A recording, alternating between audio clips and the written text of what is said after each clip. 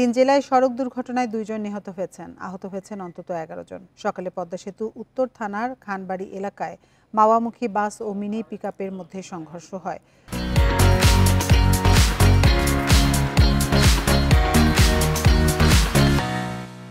খবর পেয়ে ফায়ার সার্ভিসের 2টি ইউনিট ঘটনাস্থলে গিয়ে উদ্ধার অভিযান শুরু করে। এই সময় দুটি গাড়িতে আটকে থাকা 6 জনকে উদ্ধার করে শ্রীনগর উপজেলা স্বাস্থ্য কমপ্লেক্সে গিয়ে ভর্তি করানো হয়েছে।